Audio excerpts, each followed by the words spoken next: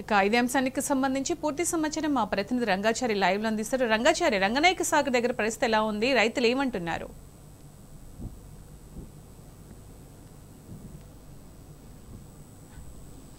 Good morning Sunitha. ప్రస్తుతం మనం కొండపాక మండలం తొగుట సమీపంలోని మల్లన్న సాగర్ ప్రాజెక్టు వద్ద ఉన్నాం. మల్లన్న సాగర్ ప్రాజెక్టు కాళేశ్వరం ప్రాజెక్టుకు అనుసంధానంగా నిర్మించినటువంటి అతిపెద్ద రిజర్వాయర్ గా మనం చెప్పుకోవచ్చు. ఇది 50 టీఎంసీల నీటి సామర్థ్యం కలిగినటువంటి బహుళార్థ సాధక రిజర్వాయర్ ఇది. ఈ రిజర్వాయర్ ద్వారా ఒకవైపు సాగునీరు, అట్లాగే ఈ ప్రాంతానికి ఇటు ఉమ్మడి మెదక్ జిల్లాకు, అట్లాగే హైదరాబాద్ నగరానికి కూడా తాగునీరు అందించే ఒక మహత్తర ప్రాజెక్టు ఇది.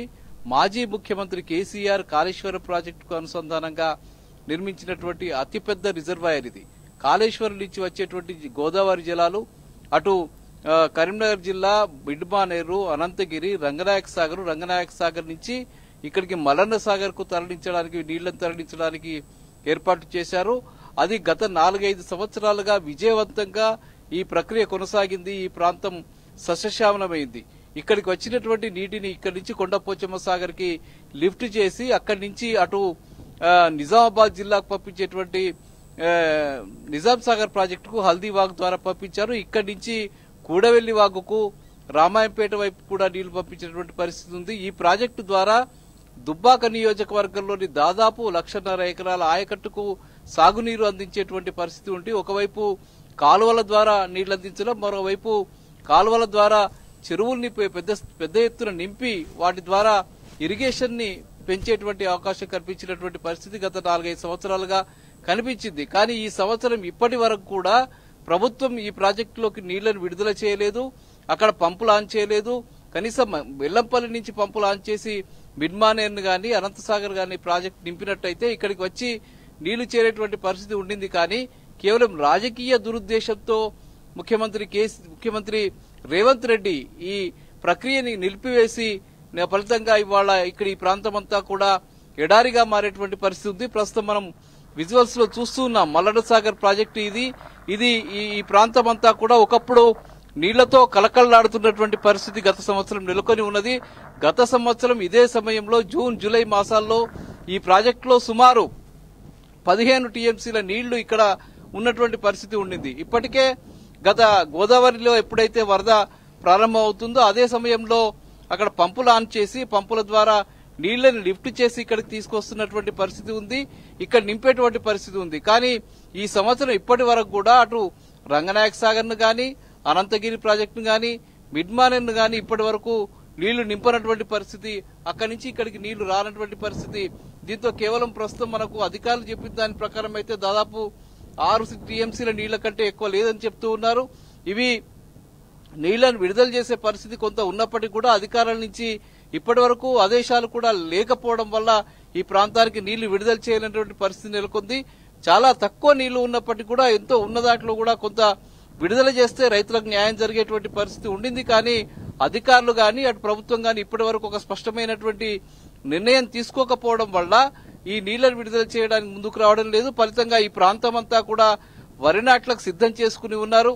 నాట్లు కూడా అవి మొత్తంగా ఎండిపోతున్నటువంటి పరిస్థితి ఒకవైపు ఉన్నది. వరి నార్లు ఎండిపోతున్నాయి, ముదిరిపోతూ ఉన్నాయి. నార్లు వేయడానికి సిద్ధంగా ఉన్నప్పటికీ కూడా సరైన నీళ్లు వస్తాయా లేవా అని చెప్పి ఒక సందిగ్ధంలో రైతులంతా కూడా ఇబ్బంది పడుతున్నారు. వర్షాభావ పరిస్థితులు కూడా ఈ ప్రాంతంలో ఎక్కువగా ఉంది. కొద్దిపాటి వర్షం ఈ 4-5 రోజుల క్రితం పడ్డప్పటికీ కూడా అది చెరువులు నింపే స్థాయిలో గాని, కుంటలు నింపే స్థాయిలో గాని, చెక్ డ్యాములు నింపే స్థాయిలో గాని వర్షం కురవకపోవడం వల్ల భూగర్భ జలాలు కూడా పూర్తిగా అడుగంటిపోయి వ్యవసాయం కూనారిల్లిపోయేటువంటి పరిస్థితి ఇవాళ మళ్లీ నెలకొని ఉన్నది. గత సమైక్య రాష్ట్రంలో ఏదైతే పరిస్థితి ఉందో మళ్లీ ఇవాళ అదే పరిస్థితి ఈ ప్రాంతంలో కనిపిస్తున్నటువంటి పరిస్థితి ఉంది.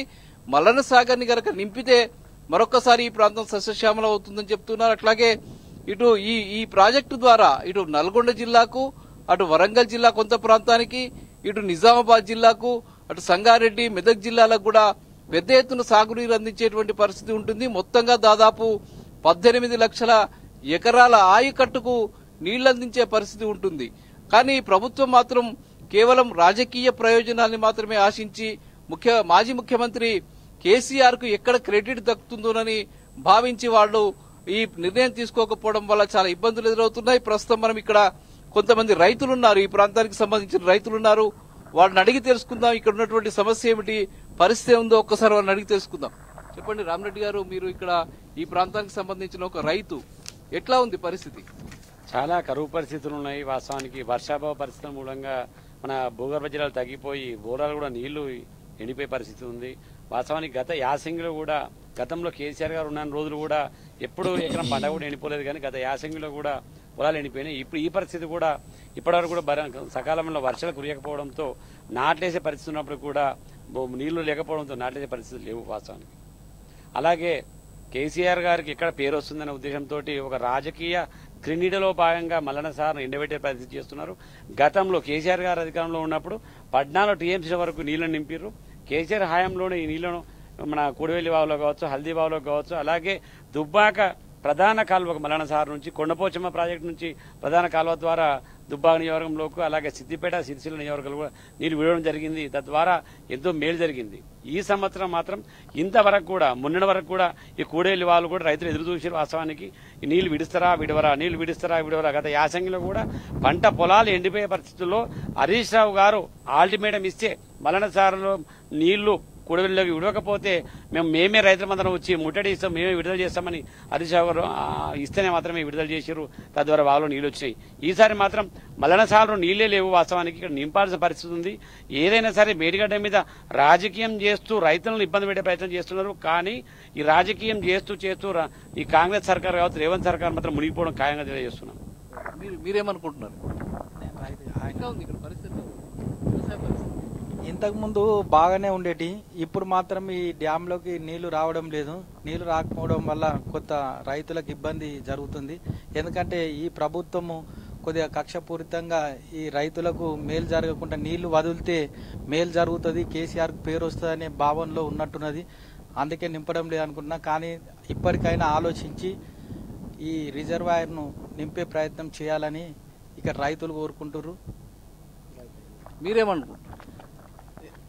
పోయిన 5 సంవత్సరాలు కేసీఆర్ ఉన్నప్పుడు ఒక 5 సంవత్సరాల నుంచి రోన్లే నారు పోసుడు అలవాటు అయింది. ఇప్పుడు నార్లు పోసుకున్న పరిస్థితి, రోన్లే పోసుకుంటే 2 నెలల వర్షాకాలం పోయింది. 2 నెలల వర్షాకాలం పోయి ఇప్పుడు మల్లన్న సార్లో నీళ్లు లేవు, బోర్లు పోయట్లేదు, వర్షాలు పడట్లేదు. ఇది కావాలని చేస్తున్నట్టు అనిపిస్తుంది రేవంత్ రెడ్డి ప్రభుత్వం. మీరేమనుకుంటున్నారు? నీళ్లు విడుదల చేయాలని అనుకుంటున్నారు? వర్షాలు తక్కువ పడ్డాయి కాబట్టి ఇప్పుడున్న మల్లన్న సాగర్ నింపుకుంటే ఈ ఏరియా కాకుండా 4 జిల్లాల వరకు పార్కాలకు నీళ్ళు అందియొచ్చు. తొందరగా నింపుకుంటే కొన్ని 100 గ్రామాలు బతారని ఆలోచన. పోయినసారి బాగానే ఉండే, 18 టీఎంసీల దాకా నింపిండు. ఈసారి ఎండబెడుతుండు. గవర్నమెంట్ బదనామా, కేసీఆర్ బదనాం చేద్దామని ఎండబెట్టుడు తప్ప అంత మించి ఏం లేదు. ఇది మనకి ఇక్కడి రైతుల అభిప్రాయం. ముఖ్యంగా కేసీఆర్ ను బదనాం చేయాలి, రాజకీయంగా ప్రయోజనం పొందాలనే ఒక ఏకైక లక్ష్యంతో ప్రస్తుత ముఖ్యమంత్రి రేవంత్ రెడ్డి ప్రభుత్వం ఈ చర్యకు పాల్పడుతూ ఉన్నది.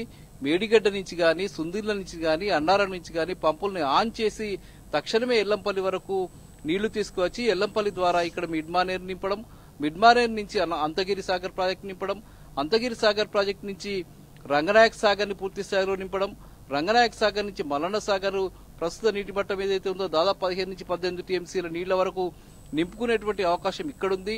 సుమారు 10-15 టీఎంసీల నీళ్ల వరకు కొండపోచమ్మ సాగర్ను కూడా నింపేటువంటి అవకాశం ఉంది. కూడా ప్రభుత్వం కేవలం సాచివేత ధోరణి, కేవలం మాజీ ముఖ్యమంత్రి కేసీఆర్ కు పేరు రావద్దనే ఒక ఏకైక లక్ష్యంతో చేస్తున్నటువంటి ఈ కుట్ర ఫలితంగా రైతులంతా కూడా ఇబ్బందులకు పాలవుతున్నటువంటి పరిస్థితి నెలకొందని చెప్తున్నారు. గత సంవత్సరం కూడా ఇదే విధంగా చేస్తే మాజీ మంత్రి హరీష్ రావు ప్రభుత్వానికి అల్టిమేటం ఇచ్చారు. ఒకవేళ మీరు గనక ఈ నీళ్లని ఆన్ చేయకపోతే, పంపుల్ని ఆన్ చేయకపోతే మేమే వెళ్లి ఆన్ చేస్తామని చెప్పడం జరిగింది.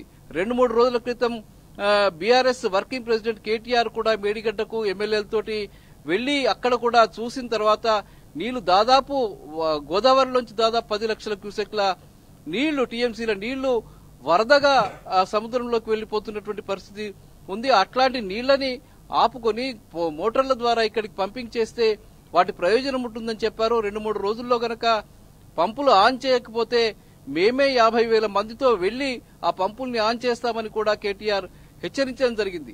ఒకవైపు ఇటు మాజీ మంత్రి హరీష్ రావు ఈ సిద్దిపేట జిల్లాలో నెలకొన్నటువంటి ప్రాజెక్టులో నీళ్లు నింపాలని డిమాండ్ చేస్తున్నారు. మరోవైపు మొత్తంగా కాళేశ్వరం ప్రాజెక్టుకు అనుసంధానంగా నిర్మించినటువంటి అన్ని ప్రాజెక్టులకు కూడా నీళ్లు నింపాలని చెప్పి కేటీఆర్ నేతృత్వంలోని బీఆర్ఎస్ పార్టీ ఎమ్మెల్యేలు కూడా పెద్ద ఎత్తున డిమాండ్ చేస్తున్న పరిస్థితి నెలకొంది. ఇక్కడ కూడా స్థానిక ఎమ్మెల్యే కొత్త ప్రభాకర్ రెడ్డి కూడా ఎప్పటికప్పుడు ఈ నీళ్ల విడుదల విషయంలో అధికారులకు నివేదికలు సమర్పిస్తూ ఉన్నారు. ఎప్పటికప్పుడు నీళ్లు ఇవ్వాలని చెప్పి రైతులకు నీళ్లు ఇవ్వాలని డిమాండ్ చేస్తూ ఉన్నారు. అయినప్పటికీ కూడా పట్టించుకోవడం లేదు. నిన్న మొన్న 2 రోజుల క్రితం కూడా మాజీ మంత్రి హరీష్ రావు ఇరిగేషన్ శాఖ అధికారులతో ప్రత్యేకంగా మాట్లాడి ఎంత వీలైతే అంత తొందరగా ఇక్కడ నీళ్లు నింపడానికి ప్రయత్నం చేయండి, కొండపోచమ్మ సాగర్ నుంచి నీళ్లను విడుదల చేయండి రైతులకు, అట్లాగే మల్లన్న సాగర్ ప్రాజెక్టు నుంచి కూడా నీళ్లను విడుదల చేయండి అని చెప్పి ఆయన కూడా డిమాండ్ చేయడం జరిగింది. కానీ ప్రభుత్వం మాత్రం నిమ్మకు నీరెత్తినట్టుగా వ్యవహరిస్తూ ఉన్నది. కేవలం రాజకీయ దురుద్దేశంతో ఈ చర్యకు పాల్పడుతుందనే అభిప్రాయం రైతుల్లో వ్యక్తమవుతుంది. ఇట్లాంటి పరిస్థితి కొనసాగితే తప్పకుండా మేము పెద్ద ఎత్తున ఆందోళన చేయాల్సిన పరిస్థితి ఏర్పడుతుంది, రోడ్లను దిగ్బంధం చేయాల్సిన పరిస్థితి ఏర్పడుతుందని చెప్తున్న పరిస్థితి ఇక్కడ కనిపిస్తుంది. Over to studio. Right Rangachari, thank you.